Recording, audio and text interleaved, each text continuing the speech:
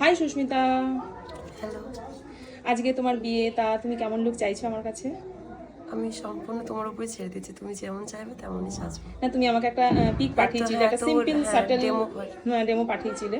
তো আই মেকআপে কি লাইন আপটা টানবো না সিম্পল থাকবে? তুমি যেটা ভালো ওকে বুঝবে। ওকে ওকে আর মেকআপ সম্পর্কে কোনো আইডিয়া নেই। Okay okay okay. Hi Susmita, hello. তোমার ফুল লুক কমপ্লিট হয়ে গেল অনেক কান্নাকাটির পর।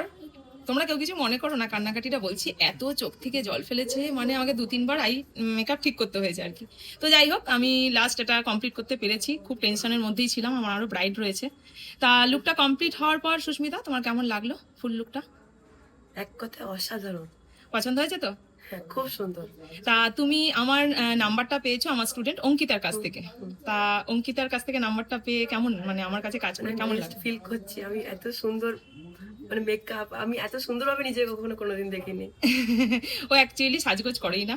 তো থ্যাংক ইউ অঙ্কিতা আমাকে সাজেস্ট করার জন্য। তা আমি স্যাটিসফাই করতে পেরেছি সুস্মিতাকে। Thank you, best of lakh.